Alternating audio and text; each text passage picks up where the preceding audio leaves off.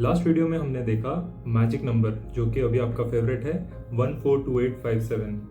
But question ये है कि क्या ऐसे और भी नंबर्स है, मतलब क्या हम और भी ऐसे साइक्लिक नंबर्स फाइंड आउट कर सकते हैं जिनको मल्टीप्लाई करने के बाद उनके सिर्फ डिजिट्स रीअरेंज होंगे बट डिजिट्स जो है वो सेम ही रहेंगे, मतलब सिर्फ अरेंजमेंट चेंज होगा। तो हम हमारे क्वेश्चन को इस तरीके से फ्रेम करते हैं, क्या हम एक n digit number find out कर सकते हैं सच दैट हम उसको अगर n-1 नंबर्स से मल्टीप्लाई करें तो हमें साइक्लिक डिजिट्स मिलेंगे। n कुछ भी हो सकता है, इस केस में हमारा 142857 में n 6 था, n 8 भी हो सकता है, 10 भी हो सकता है, कुछ भी हो सकता है। क्या हम ऐसा और एक साइक्लिक नंबर फाइंड आउट कर सकते हैं क्या, या फिर कितने और साइक्लिक नंबर्स है और उसको कैसे फाइंड आउट करें, आइए देखते हैं। तो इसका आंसर है हाँ, और भी ऐसे नंबर्स है। तो नेक्स्ट नंबर हमारा जो है, पहले तो ये जो 6 डिजिट नंबर है ये स्मॉलेस्ट नंबर है, मतलब स्मॉलेस्ट साइक्लिक नंबर है जो कि हम फाइंड आउट कर सकते हैं। इसके बाद जो नेक्स्ट नंबर साइक्लिक हमें मिलता है वो 16 डिजिट्स है, आपको स्क्रीन पे दिख रहा होगा। आप इसको अपने कैलकुलेटर में डाल के इसको मल्टीप्लाई कर सकते हैं अलग अलग डिजिट्स से, तो आपको साइक्लिक डिजिट्स मिलेंगे। बट सोचने की बात यह है कि हो क्या रहा है यहाँ पे। सबसे पहले हम 6 डिजिट नंबर मिला और उसके बाद इमीडिएटली नेक्स्ट डिजिट जो है वो 16 डिजिट नंबर है। बीच के नंबर्स कहाँ गए, या क्यों पॉसिबल नहीं है, या फिर ये 16 डिजिट नंबर हमने कैसे फाइंड आउट किया। तो लास्ट वीडियो का एक चीज रिकैप करते हैं कि जो हमारा favourite least 6 digit cyclic number है वो हमने कैसे फाइंड आउट किया। किसी दिन अगर आप भूल जाते हो कि ये 6 डिजिट नंबर क्या था तो उसे कैसे फाइंड आउट करें। आप अपने कैलकुलेटर पे डाल सकते हैं 1/7, तो आपको क्या मिलता है 0.142857, और ये जो 0.142857 है वो रिकरिंग डिजिट है। तो ये साइक्लिक नंबर कहां से आया, ये 1/7 करने से आया। 7 क्या है, 7 एक प्राइम नंबर है। तो क्वेश्चन ये है, क्या हम प्राइम नंबर का अगर इनवर्स ले, मतलब 1 से उस प्राइम नंबर को डिवाइड करें और 0 के बाद जो डिजिट्स रिकरिंग है, क्या वो साइक्लिक नंबर्स है। आइए देखते हैं। जो मैंने 16 डिजिट नंबर साइक्लिक नंबर आपको दिखाया वो कैसे आया है, वो 1/17 करके आया है। आप ट्राई कर सकते हैं आपके कैलकुलेटर में। अगर आपका कैलकुलेटर ये नहीं कर पा रहा है तो गूगल में जाइए और वहां पे कीजिए, या फिर वुल्फ्राम का एक वेबसाइट है उसके कैलकुलेटर में आप कर सकते हैं, वो कि फ्री है। बट यहाँ पे 1/7 के बाद डायरेक्टली 1/17 क्यों आया। बीच में और भी तो प्राइम नंबर है जैसे 11, 13, वो कहाँ गए। वेल, आप ट्राई कर सकते हैं, आपको टेक्निक तो पता है। आप 1/11 कर सकते हैं या 1/13 कर सकते हैं, और अगर आपको रिकरिंग डिजिट्स मिल रहे हैं तो उसको मल्टीप्लाई करके देखिए क्या आपको साइक्लिक नंबर मिल सकता है या नहीं। आइए 13 के लिए ट्राई करते हैं। 1/13, तो आपको क्या मिला 0.076923076923। अब इसको 2 से मल्टीप्लाई कीजिए तो आपको completely different set of digits मिलेंगे 153845, जो कि साइक्लिक नहीं है। आइए इसके बारे में सोचते हैं। जब आप 1/7 करते हैं और आपको जो रिकरिंग नंबर ऑफ डिजिट्स मिलते हैं वो कितने मिलते हैं, वो 6 मिलते हैं। 6 नंबर ऑफ डिजिट्स मतलब जो भी आपका प्राइम नंबर है उसका -1। सिमिलरली जब आप 1/17 करते हैं तो रिकरिंग डिजिट्स आपको कितने मिलते हैं 16, जो कि 17 - 1 है। मतलब जब आप 1/ कोई भी प्राइम नंबर कर रहे हैं और आपको अगर recurring digits that prime number -1 मिल रहे हैं तो ही ये साइक्लिक नंबर काम करता है। 13 के केस में वैसा नहीं है। आइडियली 13 के केस में 13 - 1 मतलब 12 रिकरिंग डिजिट्स अगर हमको मिलते तो शायद वो साइक्लिक नंबर हो सकता था, बट हमको सेम 6 डिजिट्स ही मिलते हैं, इसलिए वो साइक्लिक नंबर नहीं है।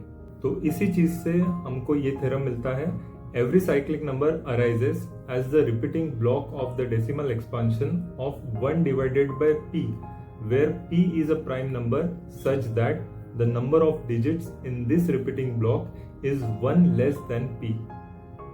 इसका सिंपल सा प्रूफ है जो कि आप नेट पे देख सकते हैं अगर आपको इंटरेस्ट है तो। अभी मैं आपको और भी कुछ साइक्लिक नंबर्स बताता हूँ ताकि आप उसके साथ खेल सकते हैं।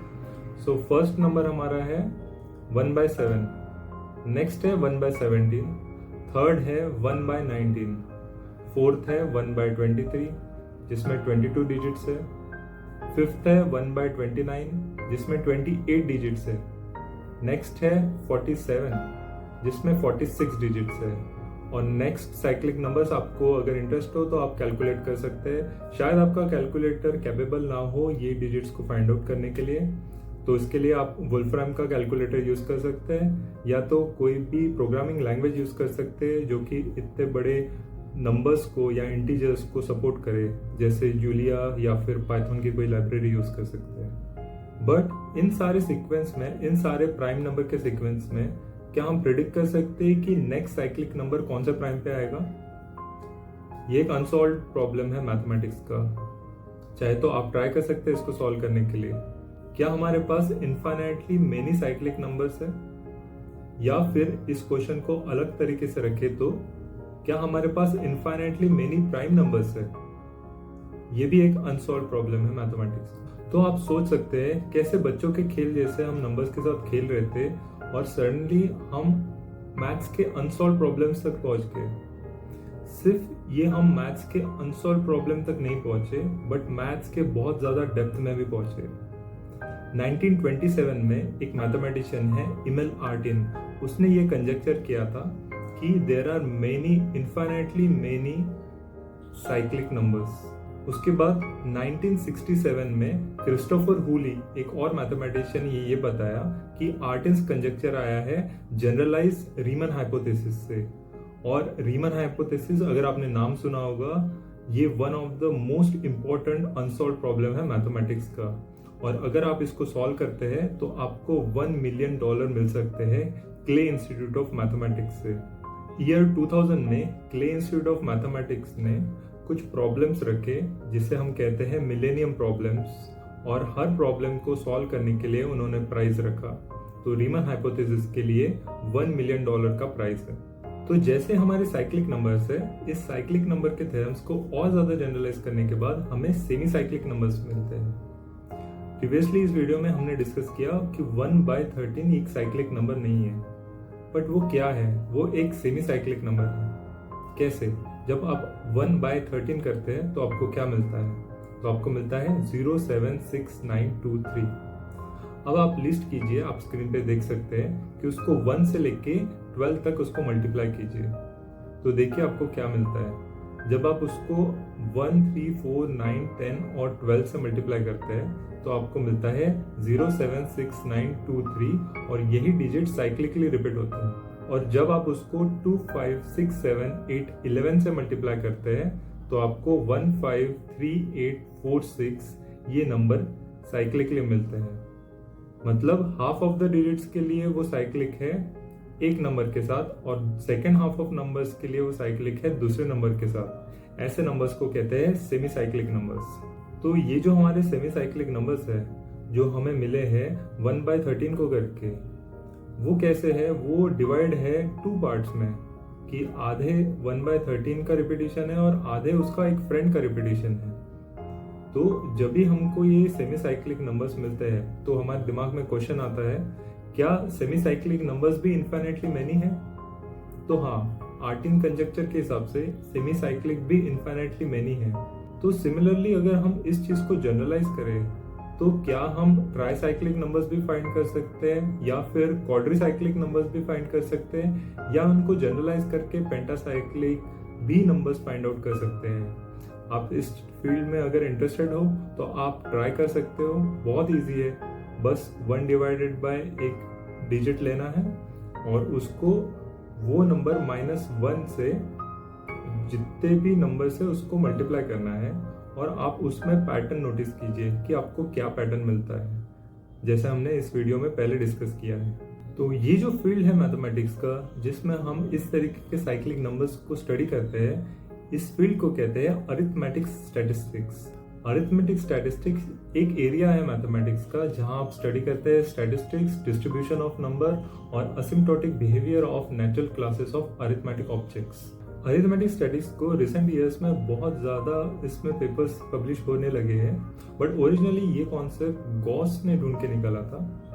गॉस ने अपने हाथ से बहुत सारे प्राइम नंबर्स ढूंढ के निकाले थे और उसने फाइंड आउट किया था कि नंबर ऑफ प्राइम नंबर्स अगर हमें निकालने हैं एक नंबर तक, तो वो है n/log n, जो कि उसने पूरा हाथ से किया था क्योंकि उस वक्त कुछ कंप्यूटर्स या कैलकुलेटर्स नहीं थे।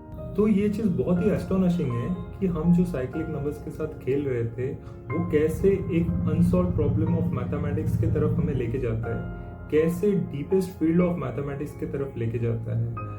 ये आपका इंट्यूशन है या आपका क्यूरियोसिटी है जो आपको ऐसे प्रॉब्लम्स की तरफ लेके जाता है। बस आपको नंबर्स के साथ बैठना है और उसके साथ खेलना है, उसका डिस्ट्रीब्यूशन देखना है, उसके पैटर्न्स देखने हैं। तो शायद हो सकता है कि आप भी किसी दिन कुछ $1 मिलियन प्रॉब्लम को सॉल्व करो। मिलते हैं नेक्स्ट वीडियो में।